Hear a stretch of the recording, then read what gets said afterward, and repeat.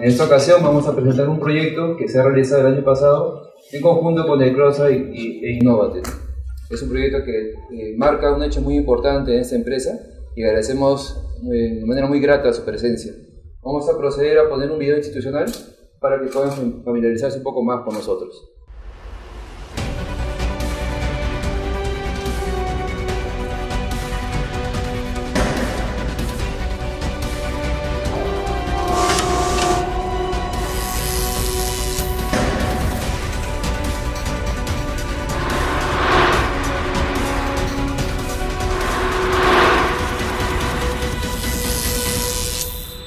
Somos una empresa nacional que brinda soluciones integrales en la transformación de la energía eléctrica, invirtiendo en investigación e implementación de tecnologías de punta propias. Contamos con maquinaria y equipos de última generación para atender y construir grandes proyectos electromecánicos, como una subestación eléctrica de alta tensión y/o líneas de transmisión, ofreciendo nuestros servicios a empresas de generación, transmisión y distribución de la energía eléctrica, así como también a grandes clientes mineros e industriales. Donde esté.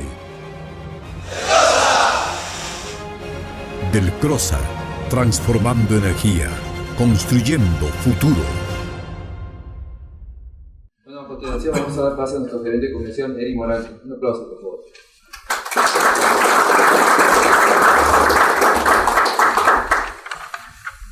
Buenas noches. Soy Eric Morante, gerente comercial de la empresa de CROSA, y en esta oportunidad voy a dar una pequeña introducción al proyecto de investigación que ha sido cofinanciado gracias al programa ITI y desarrollado en la empresa de CROSA.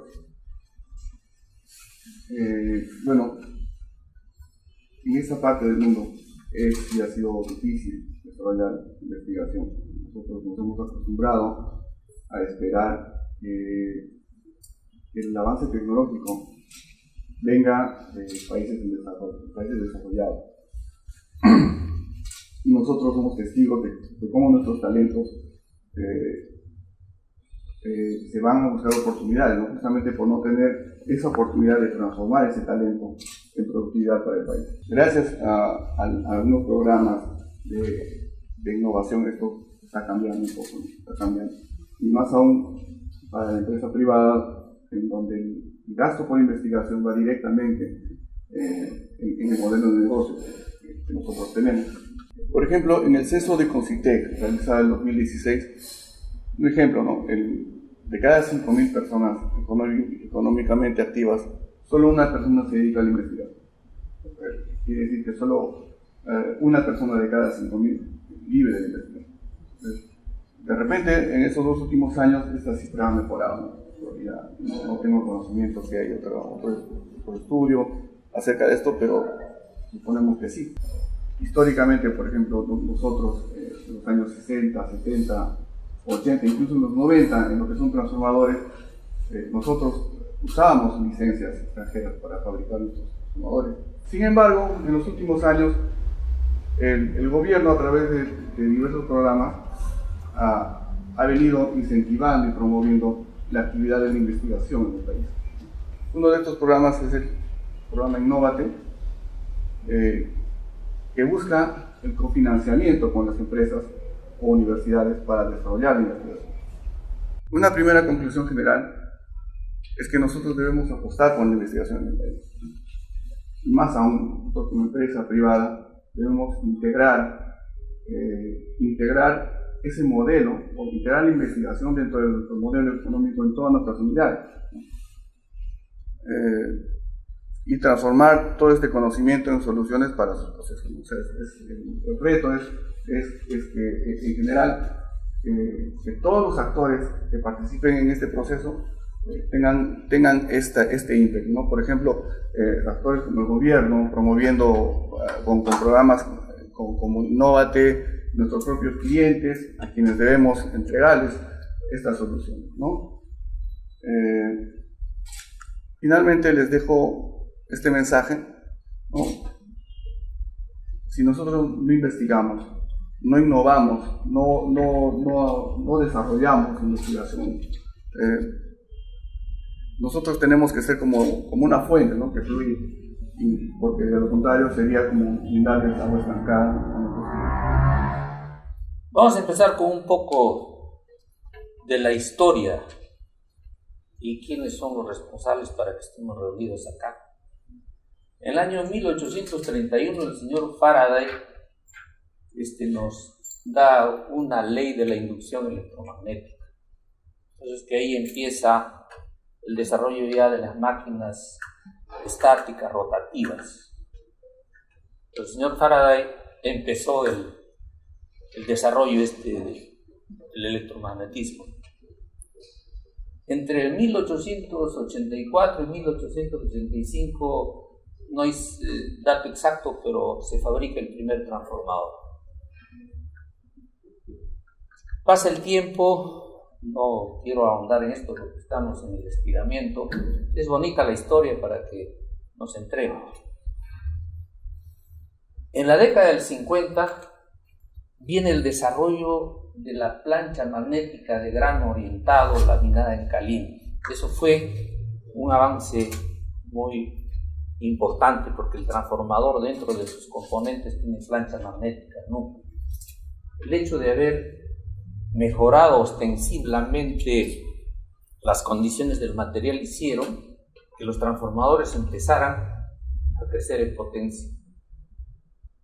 Y los sistemas de distribución de energía que antes dependían y las generadoras estaban muy cerca de las ciudades, podían ya tranquilamente suministrar energía a través de largas distancias. Y empezó la transmisión y empezó a subir el nivel de tensión. Y se llegó a 400 kilovoltios. Entonces ahí empezaron otros problemas. ¿Y cuáles eran los problemas? Los problemas eran las sobretensiones. Las sobretensiones de impulso, de rayo, que se empezaron inmediatamente a solucionar porque las máquinas, los transformadores, si nosotros vemos un impacto de una descarga atmosférica en Huancayo, eso viaja a la velocidad de la luz y puede impactar en cada subestación que llegue. Entonces las máquinas tenían que estar, los transformadores sobre todo, tenían que estar preparadas para ese tema. Bueno, y el año 60, ya cuando estaba yendo a la transición, en mi escuela 4463 de mi querido Abancay, empiezan otros problemas, los problemas mecánicos. Ya las potencias iban creciendo y se necesitaba dimensionar el transformador para que puedan soportar otros problemas, que eran las corrientes de falla de cortocircuito. Y esto sí es más complejo, no llevó poco tiempo, fue un desarrollo, porque los métodos eran aproximados y vamos a llegar ahora a lo que hicimos, ¿no? Para lo cual, ahora, después de esta explicación histórica, vamos a ahondarnos un poco en la cuestión conceptual, ¿no?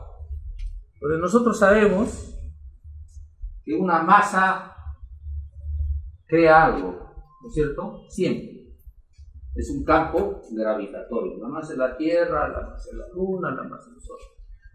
Después estudiamos física elemental, nos dijeron que la carga crea un campo eléctrico. Y finalmente, la corriente, un campo magnético. Entonces, ¿qué hay en el transformador en juego? Hay corriente que circula por los devanados, por consiguiente, esta corriente genera un campo magnético. Y este señor, un par de señores franceses, el señor Biot y el señor Savart, nos hicieron la ley de Biot-Savart, que se refiere, acá vamos a dibujar un conductor, que está siendo circulado por una corriente. ¿Okay? Esta corriente circulante es responsable de que en diferentes puntos, en un punto cualquiera, va a aparecer una componente de un campo magnético, que normalmente es perpendicular al sentido de corriente.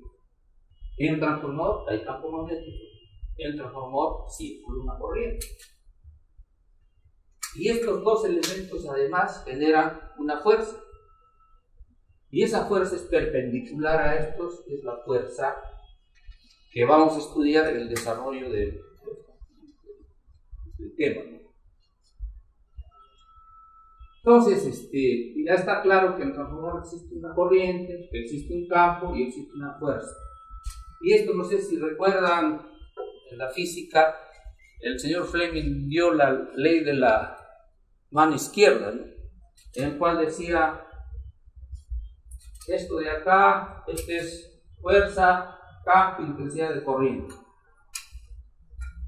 La regla de la mano izquierda. ¿Y alguien me puede decir por qué es la regla de la mano izquierda? Porque probablemente el señor Fleming habrá sido sordo, ¿no? Con la derecha también se podía hacer, ¿no? Bueno, vamos a ver. Entonces, estas cositas que nos han hecho ver los conceptos, ahora vamos a entrar un poquito al transformador. Estamos calentando un poquito más. Si nosotros hacemos un esquema del transformador, vamos a hacer un corte. Este es el núcleo magnético.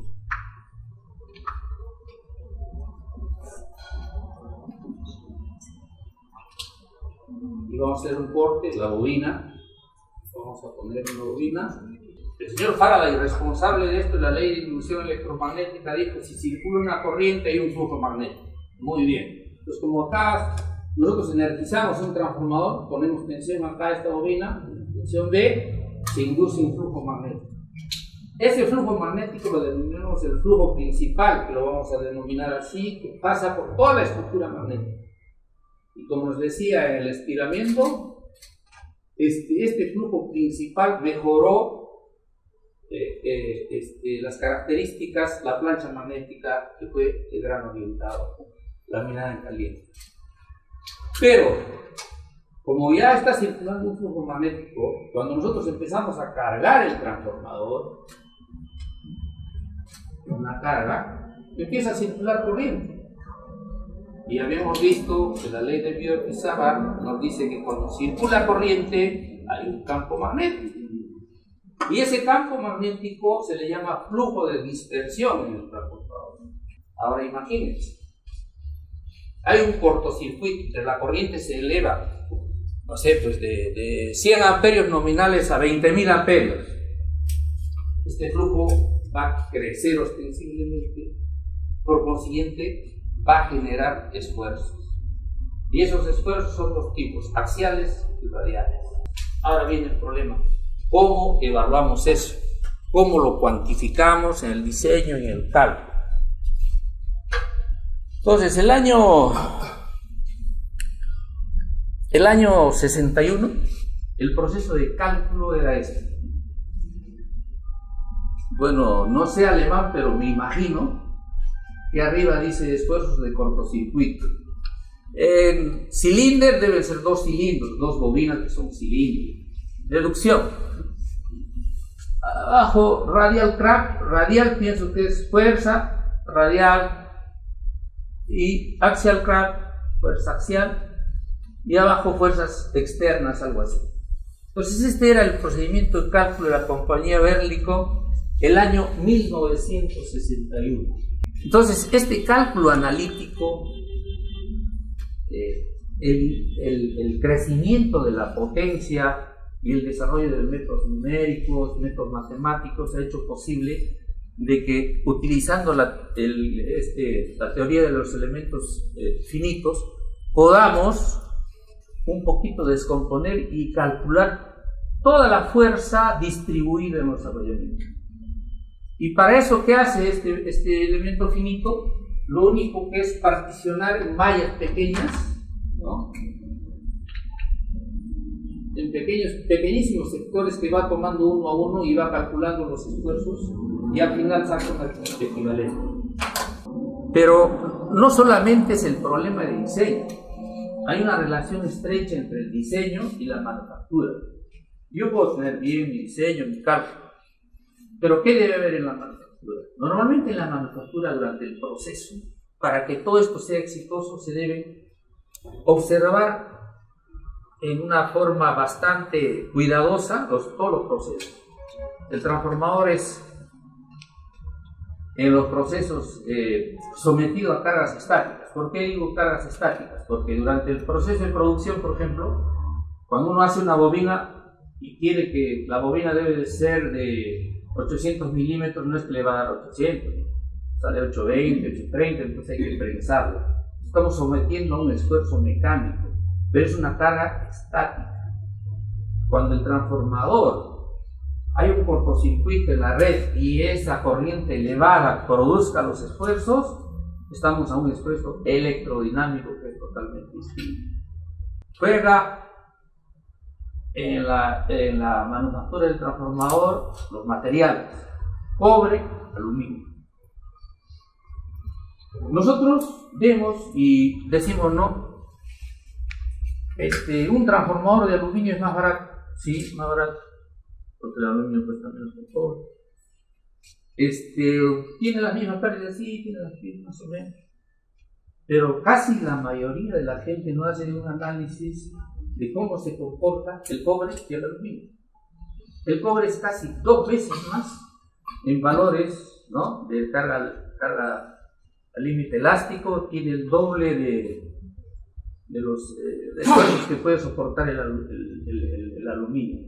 Eso quiere decir que un devanado en cobre es más robusto que uno de aluminio. Ahorita ya debemos estar en transformadores con tensiones nominales de 1.200.000 voltios y más o menos 1.250 MVA de potencia. Entonces, se imaginan transformadores. En el Perú tenemos uno, creo que está por el sur, debe ser de 600 MVA y 500 kilovoltios, ¿no? Más o menos. Este desarrollo ha hecho que los métodos de cálculo sean más precisos. Ahora sí, ya entramos un poco a jugar el partido, para lo cual vamos a ver las partes constitutivas del transformador. Entonces acá tenemos los arrollamientos. Esta parte que están cubiertas son los travesaños que cubren la parte del núcleo magnético, el conmutador bajo carga, los aisladores de alta, baja, travesaños, núcleos devanados, etc. Esto ya normalmente es muy común para los que estamos familiarizados. El caso de aplicación en este proyecto ha sido un transformador de 1500 kVA o 1.5 MVA. La tensión en el lado de alta ha sido 33.000 voltios y en el lado de baja 400. Grupo de conexión de INES 5 y la tensión de cortocircuito de 6.5%. Entonces se ha hecho el análisis de la soportabilidad, que consiste en la parte técnica, la parte eléctrica, la parte mecánica y finalmente la prueba del transformador. En el Perú no existe ningún laboratorio que pueda hacer esta prueba de cortocircuito franco. No confundamos, porque a veces en los protocolos de prueba decimos prueba de cortocircuito, pero eso, el estricto uso de la verdad no es así. Es determinación en las pérdidas en el cobre por el método de cortocircuito, en lo cual se cortocircuita el transformador, pero se aplica una tensión reducida, no se aplica la tensión nominal. En este caso, cuando se llevó a la prueba, sí aplicaron la tensión nominal. Para hacer el diseño tenemos ciertas herramientas, y una de las herramientas es la norma. ¿Qué dice la norma? La norma es la Biblia del diseñador, en el cual debe tomar las características, las recomendaciones que se hacen, etcétera, etcétera, en cuanto a todos los procedimientos para el diseño del transformador. La norma clasifica en 3 tipos, 3 categorías. Transformadores de 25 kVA a 2500, de 2500 a 100.000 y mayor a 100.000 kVA. Entonces, y de acuerdo a la potencia, se hace más difícil la prueba, ¿no? Imagínense probar un transformador en cortocircuito de 100 MVA, es bastante complicado. No creo que haya un laboratorio en el mundo que pueda probar eso, porque tendría que tener su propia central de generación para que la red no colapse, ¿no? Porque si hacen esa prueba, la red colapsa. Pero hay potencias que sí se pueden probar, y en medio de la comparación del diseño se puede decir: mi diseño se ha ido bien acá, puede ir bien en rangos mayores. El diseño eléctrico del transformador, voy a ser bastante rápido en esto. Nosotros tenemos un sistema de generación, este es el generador, son las barras, acá está Mantaro, son las barras de salida, después vienen, no sé, 300 kilómetros de línea, llegan acá a San Juan a un transformador, ¿no? El transformador de la subestación, la salida, de acá sale a toda la red de Lima en 60 kilovoltios, qué sé yo. Se produce un cortocircuito. Entonces, estas son las ecuaciones que determinan el cálculo de la corriente de falla. Esa corriente de falla nos va a servir para el diseño y están calculadas en función a las impedancias propias del transformador y de la línea. Entonces, normalmente la prueba se hace a 0.5 segundos de tiempo, pero el cálculo, el factor de seguridad, calculamos a 2 segundos. Y estas son las corrientes de pico, que en este caso son las corrientes de fallas simétricas, y estas son las transitorias pico, que van a 1.03 kA de T2 para el lado de alta y BT, para este caso que hemos visto. Entonces, estas ecuaciones diferenciales de gobierno, que son las que causan el fenómeno, se puede expresar en ecuaciones algebraicas discretas, que es el primer caso de la hojita que les mostré, donde están hechas las ecuaciones discretas, ¿no? Y del análisis de esa podemos entrar métodos numéricos de diferentes características, ¿no? Y se ve la convergencia de esta solución numérica con las ecuaciones diferenciales de gobierno. Es todo un circuito que va probando hasta que la convergencia entre los resultados y las ecuaciones que nos dan el gobierno de esto son concordantes. Entonces, como les decía, lo que hace el programa es hacer esta malla tan pequeña y empezar a calcular los parámetros en cada punto. Entonces vamos a tener un mapa de las fuerzas distribuidas en la bobina con gran precisión.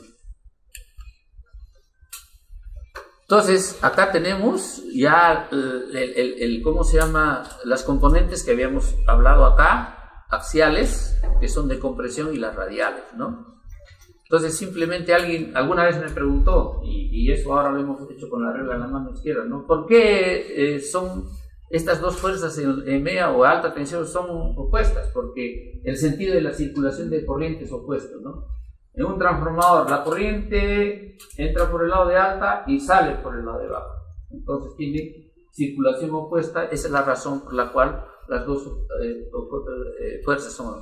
Entonces, el devanado que está más cerca al núcleo tiende a pegarse, y el devanado que está alejado tiende a alejarse, ¿no? Y eso va a causar las deformaciones cuando existe una corriente de falla. Bueno, entonces acá, como hemos visto, esta ecuación matemática de la triple integral de esta densidad de campo por J es simplemente la evaluación de la fuerza, que en forma sencilla les expliqué de la ley de Fleming. Pero como es todo una estructura hecha en cubitos pequeños, los va a integrar. Entonces sabemos que la integral doble es área y la integral triple es un volumen, ¿no? Entonces el resultado de esto es una fuerza dentro de un sistema volumétrico ya definido, ¿no?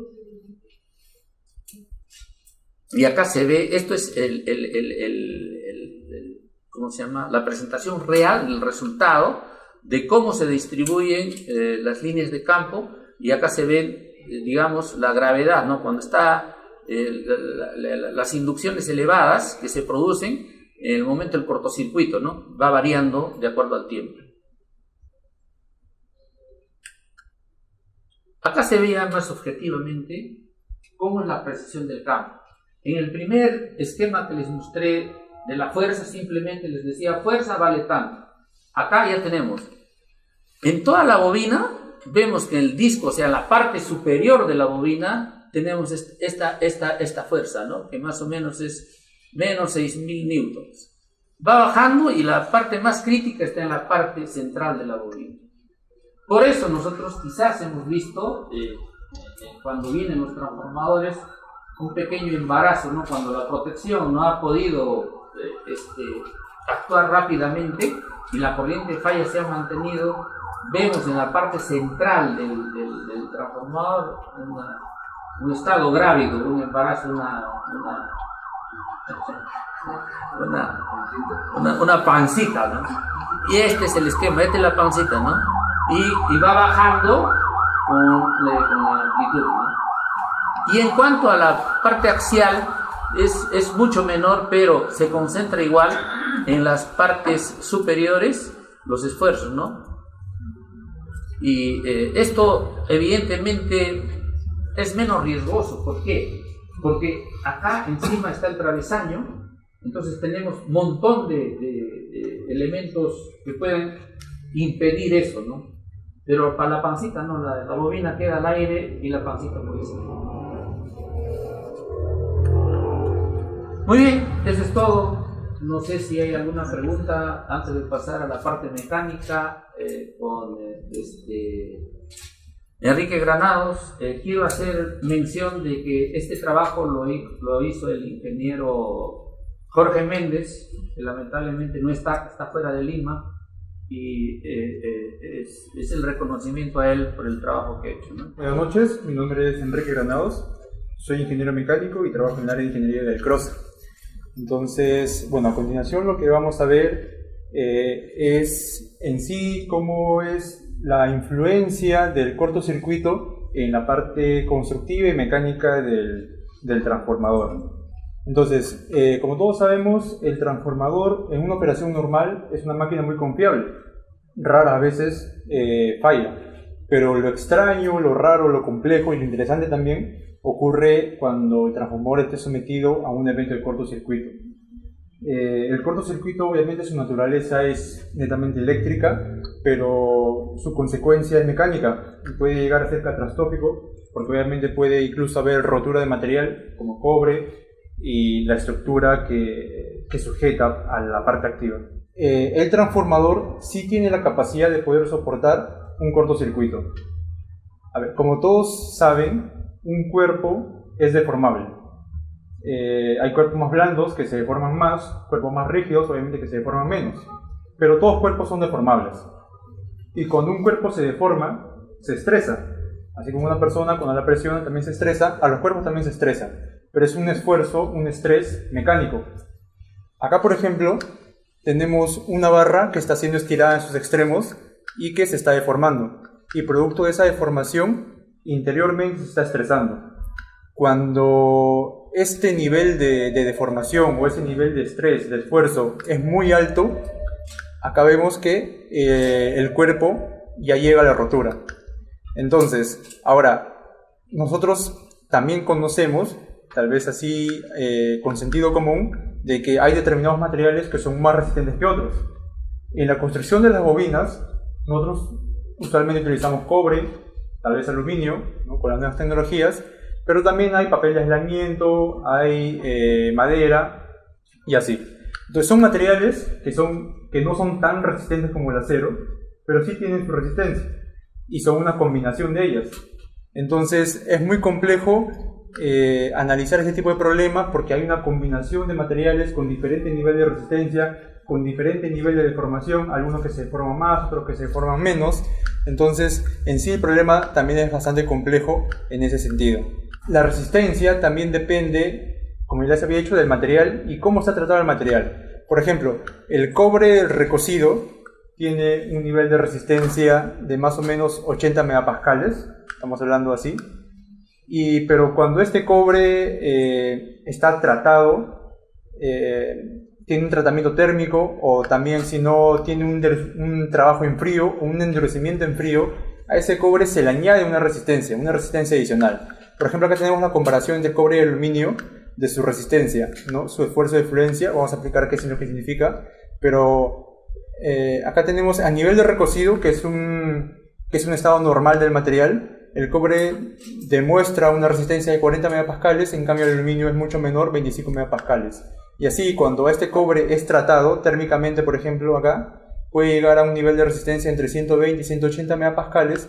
En cambio el aluminio también es una resistencia menor entre 110 y 130 megapascales. Es por eso que la bobina de aluminio es mucho más grande para poder compensar la poca resistencia que tiene en comparación con la del cobre.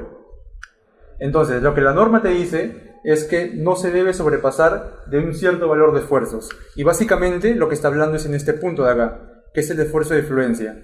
Ahora, todo material tiene una parte elástica y luego tiene una parte plástica.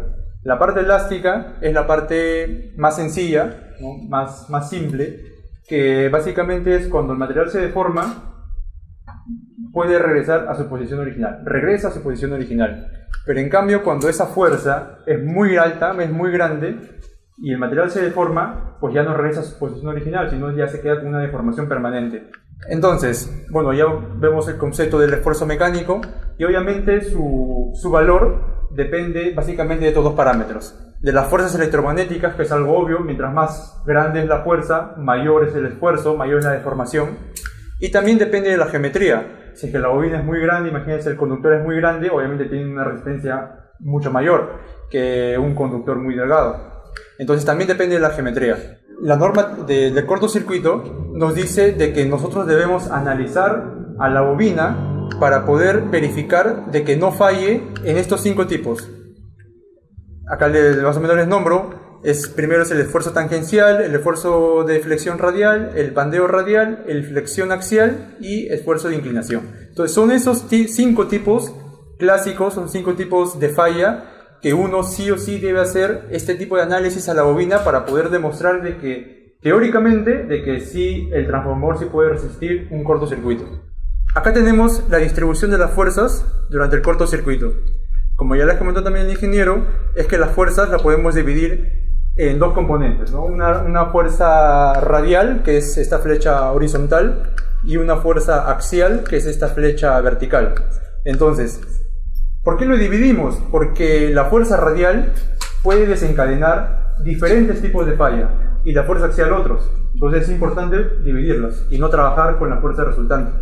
Entonces, una vez que ya obtenemos las fuerzas, esa es parte del diseño eléctrico, las fuerzas a detalle, ¿no? Por cada conductor, por cada disco de la bobina, lo que ya pasamos a hacer es el análisis de esfuerzos. Ya tenemos la geometría, porque la geometría también está diseñada, ¿no? Desde un enfoque eléctrico.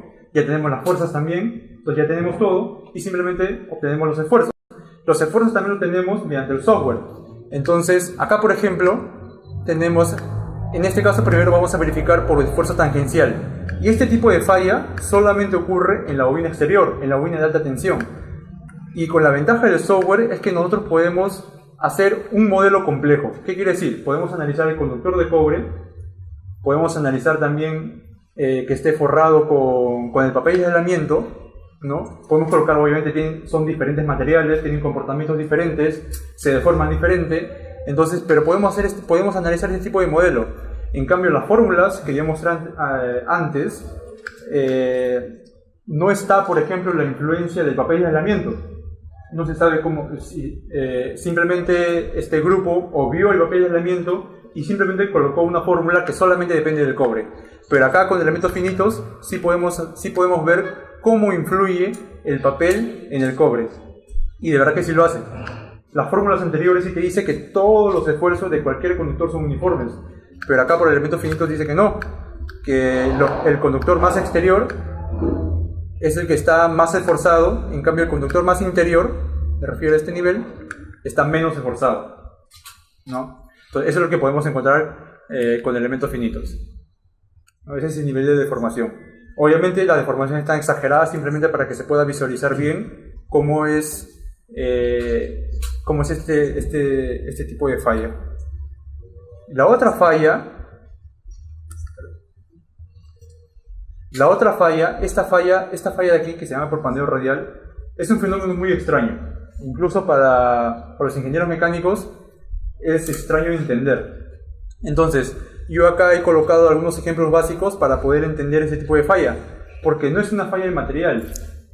Ya sabemos que un material cuando está muy cargado obviamente se deforma, incluso se puede romper, pero en ese tipo de falla no es tanto por el material, sino porque geométricamente es débil. Imagínense esta pequeña barra, ¿no?, de una sección muy delgada y muy larga, está sometido a una presión en la parte de arriba. Entonces, normalmente nuestro concepto dice que se va a deformar de esta forma, ¿no? Se va a achatar de arriba hacia abajo, una deformación vertical. Pero tal vez algunos dicen tal vez algunos de ustedes saben, por sentido común, de que en verdad la deformación no es tanto así, sino es de esta forma, ¿no? Entonces, ¿qué es lo que pasa? De que esta es una falla, no tanto por el material, sino es porque geométricamente esta barra de acá es débil, ¿no? Es muy larga y es muy delgada, entonces geométricamente es débil. Entonces, este tipo de falla de pandeo radial es porque la geometría de la bobina es débil. ¿Y eso cuándo ocurre? Cuando las bobinas son de diámetros muy grandes y el conductor es muy delgadito. El otro tipo de falla también ocurre en la bobina interior, pero en este caso sí es un problema ya del material, porque el cobre para este nivel de presión o para este nivel de fuerza sí fue débil. Entonces este sí es por la falla del material del cobre. Entonces más o menos ahí se ve cómo es el nivel de deformación, que trata de reducir su diámetro, ¿no? Y obviamente se deforma porque se está apoyando en estos soportes de acá, ¿no?, en estos palitos verticales. Este tipo de falla por inclinación ya no es obviamente de una fuerza radial, sino de una fuerza axial, y lo que puede provocar es la inclinación de los conductores. ¿Ya? También es una falla por inestabilidad.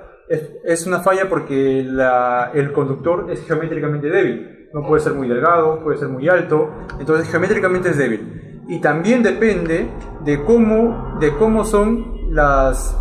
están acabadas las esquinas de los conductores. Si son esquinas redondeadas, como se muestra acá en la figura, obviamente es más propenso a la falla. En cambio, como son esquinas cuadradas, resiste mucho más. Entonces depende mucho también de las esquinas de los conductores. Acá también son algunos videos que muestran cómo es este tipo de falla, que también es por inestabilidad. Geométricamente, el conductor es débil. Entonces puede haber una inclinación, ¿no?, a partir de su centro geométrico.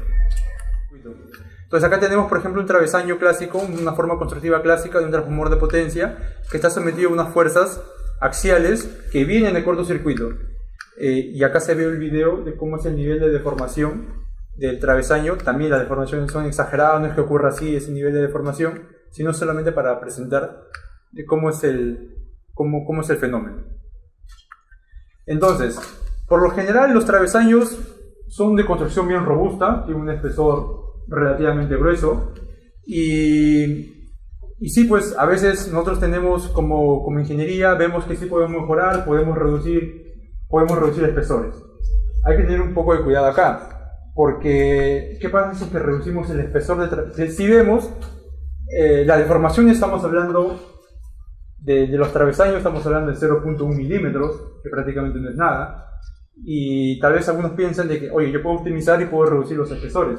Hay que tener mucho cuidado con eso, porque si es que reducimos el espesor, indirectamente estamos reduciendo masa, y si es que reducimos masa, las vibraciones pueden empeorar. Recuerden que el fenómeno de cortocircuito es un fenómeno dinámico y que tiene una cierta frecuencia, y esa frecuencia puede llevar a la resonancia, ¿no? El fenómeno de vibración puede llevar a la resonancia a este travesaño, ¿no? Por ejemplo, acá tenemos la estructura metálica de la parte activa, ¿no?, esta que va a sujetar a la bobina, y acá tenemos dos gráficos de cómo son sus vibraciones, las vibraciones típicas de este tipo de estructura. Entonces, si es que esa vibración, por ejemplo, esa vibración natural está en un valor de 60 Hz o cercanos a 60 Hz, ya tenemos un problema porque puede llegar a la resonancia. O si no, o está a un valor cercano de 120 Hz, también tenemos un problema porque también puede generar resonancia.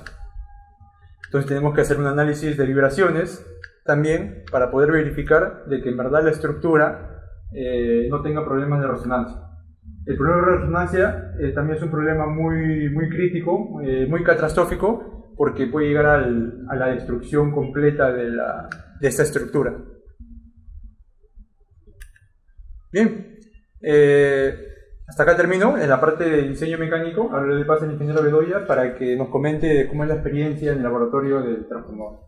Ahora hemos visto cómo el modelamiento del software nos permite ver en vivo y en directo las deformaciones, ¿no? Cómo es que se van a deformar en sentido axial, en sentido radial. En mis tiempos no, en mis tiempos aplicábamos la formulita y después encomendábamos al Espíritu Santo que todo salga bien, porque no podíamos ver objetivamente cómo iban a ser las demostraciones, cómo han desarrollado los elementos de software, de información que nos modelan, ¿no? Nos modelan temperaturas. Igual, este mismo modelo térmico presentamos, por decir, al transformador para ver la parte térmica, nos indica cuáles son los puntos más calientes, o cuando hacemos, preparamos el tanque para soportar vacío, igual, por dónde están los puntos débiles. O sea, nos da muchas herramientas, muchas posibilidades de visualización. Todo esto ya está calculado, el transformador ya está construido y ahora qué viene, hay que probar. Entonces la prueba significa comprobar que todo lo teórico está bien. Y la garantía es que ese transformador debe pasar la prueba de cortocircuito. Entonces, este transformador lo enviamos al laboratorio de México, que es la PEM. Inicialmente habíamos tenido contacto con CESI, que es el laboratorio de Italia, ¿no? Pero ahí teníamos un pequeño problema, ¿no? Que la frecuencia en Europa es 50 Hz y nuestro diseño estaba hecho a 60 Hz. Claro que podía hacerse alguna conversión, ¿no es cierto? Pero preferimos enviarlo a México. Es una prueba que tiene un costo apreciable. ¿Y en qué consiste la prueba? La prueba tiene 4 fases, ¿no? Las pruebas de rutina, que es la que hacemos a todo transformador, todo fabricante hace las pruebas de rutina, que son medición de pérdidas en el cobre, de resistencia, pérdidas en el fierro, etcétera, etcétera, que son las pruebas obligadas por la rutina, por eso dice prueba de rutina. Después de haberse hecho esa prueba al transformador allá en los laboratorios de México, viene la verdadera prueba de cortocircuito. Y eso, según la norma, son 9 disparos que le metemos al transformador. ¿Y por qué son 9? Porque en la prueba de cortocircuito hay 2 formas de probar, ¿no? Uno es en un circuito preestablecido y otro es postestablecido. Quiere decir que yo agarro el transformador por cortocircuito, los bornes, voy y le meto tensión. Saco los oscilogramas, registro tiempos, etcétera, etcétera. Y la otra posestablecida es que cuando el transformador está no cortocircuito, sino meto tensión y recién cortocircuito. Entonces la pregunta del millón es, ¿qué diferencia hay, a ver muchachos, entre esas 2 pruebas? ¿Qué diferencia habría? Jóvenes, a ver.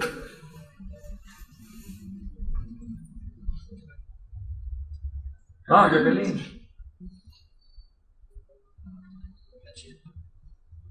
No, cuando nosotros hacemos la prueba de cortocircuito preestablecida, cuando energizamos el transformador, hay 2 componentes. La corriente de magnetización propia del transformador, que es una corriente que se suma a la corriente propia del cortocircuito, o sea, tenemos 2. Mientras en la posestablecida, energizamos el transformador y después hacemos el cortocircuito. O sea, en la segunda el problema es llegar al valor de la corriente de cortocircuito, entonces la tensión se tiene que elevar un poco más para llegar a la corriente que dice la norma, porque tenemos que llegar al valor pico que les registró ahí, ese valor tenemos que alcanzar para poder probar que el transformador va a pasar. Después de haber hecho esto, ahora son 9 ensayos. ¿Por qué? Porque en realidad el cortocircuito es monofásico, no se hace fase por fase, y por eso son 9 disparos.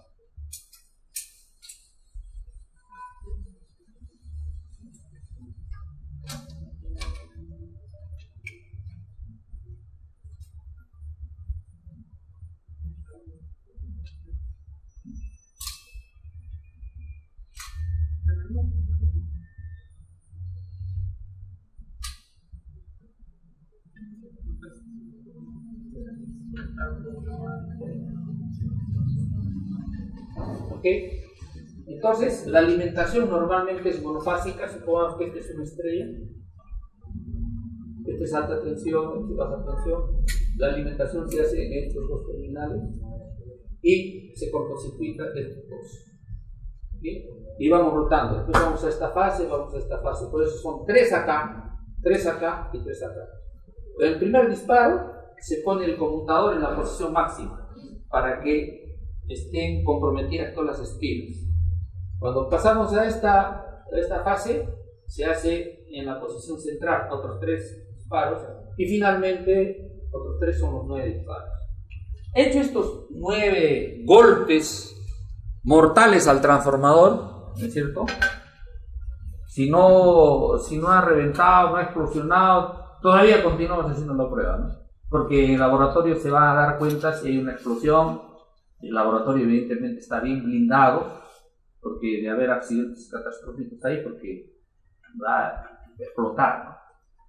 Después de eso, se hace nuevamente las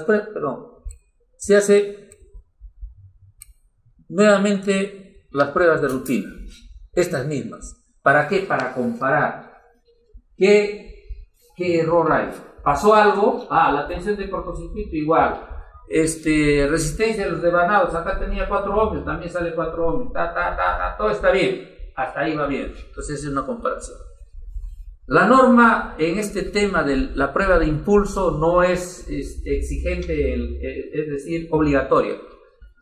Si quiere, uno puede hacer la prueba de impulso para comparar si pasó algo con el aislamiento, porque si el transformador tiene esfuerzos internos, basta que haya un poco de papel, se haya chancado, se haya por los esfuerzos radiales o axiales se haya deteriorado, a la prueba de impulso va a fallar.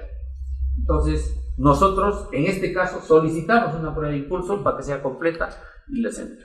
Y finalmente, como hizo ver para creer, que Latkin, que metió a Cristo, que quería chequear, ¿cómo se llama el pate ese? Santo Tomás. No, el apóstol, el que puso. No, nadie. Hay un pata que dijo: tengo que tocar la llaga. Tomás. No, Tomás no fue. Bueno, hay que buscarlo en Google. Eso mismo hay que hacer con el transformador. Hay que levantar el transformador, destapar y empezar a ver si ha habido deformaciones, si hay tacos que están fuera, etcétera, etcétera, si ya tiene su pancita, etcétera, etcétera, ¿no? Entonces, no hay nada, transformador aprobado. Y esos son los 4 pasos de inspección, pruebas de rutina, prueba de cortocircuito, etcétera, etcétera. Entonces acá tenemos ya el transformador en el laboratorio de México. Ven ustedes estas ventanas, por ahí salen los alimentadores que van a hacer. Acá está la gente preparando el transformador. Acá evidentemente está en el cuarto blindado el señor. ¿Este es el video? A ver, dale clic a eso para ver cómo se asusta como dicen, el pinche güey.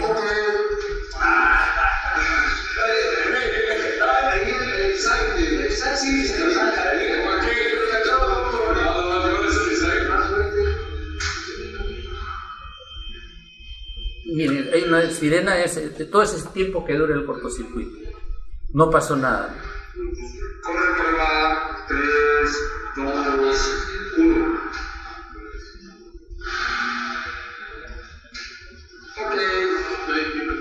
Ese sonido que ven es el sonido del cortocircuito. ¿Desde arriba? Sí. No,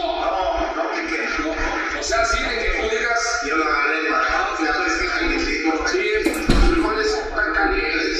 Ay, qué la boca con eso. Ahí están los oscilogramas que están tomando, ¿eh?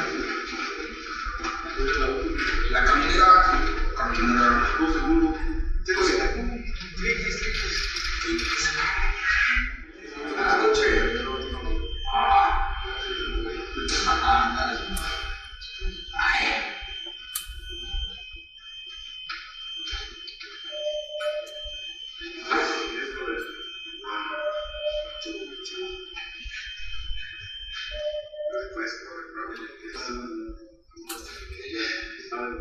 Corre prueba 3, 2, 1.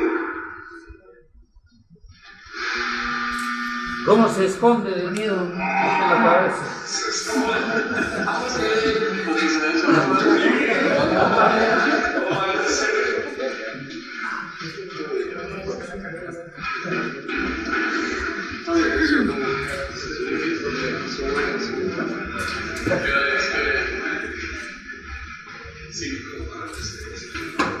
Esos oscilogramas se tiene que comprobar el valor pico de la corriente. Realmente está corriente con posibilidad. Y finalmente ahí está la inspección visual. Se destapa el transformador, se ve, está íntegro, no hay mayor problema. Quiere decir, nos dan el certificado de aceptación. Este es el certificado, un papel A4 que dice que puede satisfactorio. Tanto trabajo para ese papel A4. Innovate, produce, del CROSA, cálculos, los muchachos, elementos finitos, todo eso. Ahora, no solamente el fabricante puede garantizar que un transformador va a soportar el cortocircuito, se tiene que tener una especificación certera del dueño, del usuario. Tiene que decirnos potencia de cortocircuito, tiene que decirnos impedancia del transformador de cortocircuito, y eso en la norma más o menos se decide. O sea, tiene que tener especificaciones claras. Ese es un requisito. El otro requisito, ya la chamba es nuestra, hacer un diseño exacto, como lo hemos visto, que soporte. Y el otro requisito, que pase la prueba. Ahora, esta no es una prueba que se puede pedir que sacar transformador y quiero que me hagan cortocircuito, quiero que me hagan cortocircuito, no. Entonces, son solamente a los tipos, ¿no? Pero con esto ya podemos decir que hay un tema, ¿no? Ingeniería nacional, ingeniería peruana, con los muchachos jóvenes que tienen mucho para adelante. Yo ya estoy en plan de la retirada. Entonces, hay que dejar a los nuevos muchachos que sigan haciendo ese camino de una ingeniería peruana. Siempre, como dijo Eric, teníamos ¿no? el dominio de la tecnología de los países más desarrollados. Incluso ahora, la parte de innovación no solamente es crear cosas nuevas, es mejorar procesos, mejorar diseños. Entonces hemos mejorado un cálculo que les había mostrado al inicio, que era un cálculo incipiente a uno de elementos finitos. Y con esto, ¿qué vamos a lograr? Ser más competitivos. Porque en muchos concursos públicos, las grandes transnacionales, sabiendo que tienen muchos recursos y hacen pruebas a transformadores, decían, obligatorio, presentar certificado de aprobación de prueba de cortocircuito. Nosotros no lo teníamos. Entonces, si seguíamos en ese camino, nos íbamos a borrar del mercado. Pero ahora ya lo tenemos, y yo creo que aprovechar acá la oportunidad para seguir en estos procesos de investigación. Hay personas que conozco de la universidad que los he invitado, de la UNI, para seguir en desarrollos y trabajos posteriores. Entonces, esto es muy importante, este logro, y el esfuerzo de todos, el esfuerzo privado, que ha hecho un sacrificio porque también ha invertido en el transformador, que eso no lo vamos a vender a nadie, de repente se va a quedar en el museo, porque es un transformador que va a estar ahí, en materiales, en costo, ingeniería, etcétera, etcétera. La parte del Estado que a través de Innovate ha financiado, y finalmente hoy día pues creo que terminamos el último hito, que es este taller de difusión y presentación de esto, ¿no?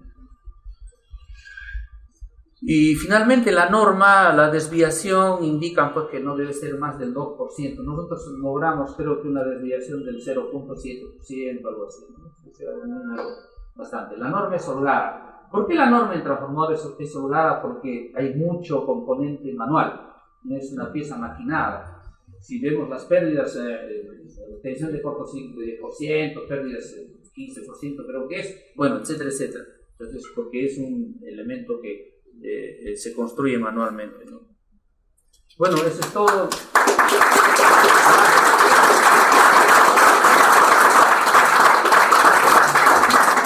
Queremos invitar a Enrique Granados, Juan Quispe y Jacqueline Barreta, por favor, que pasen acá al frente un momento.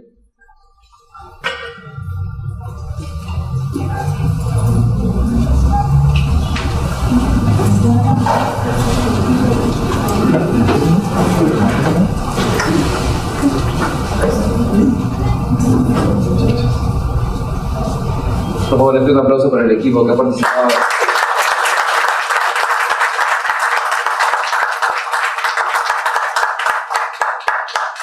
Damas y caballeros, los invitamos a pasar a la terraza, por favor. Sí, hay alguna pregunta, alguna duda, algo que no esté claro. ¿Dónde es la terraza?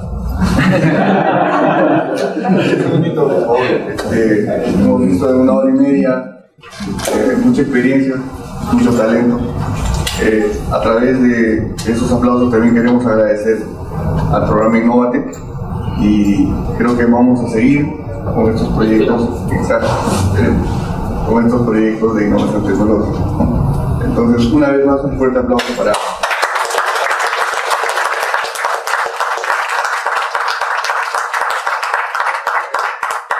¿Nos pueden regalar un poco más de su tiempo y acompañarnos a la terraza para un brindis? Les va a entregar los presentes también ahí.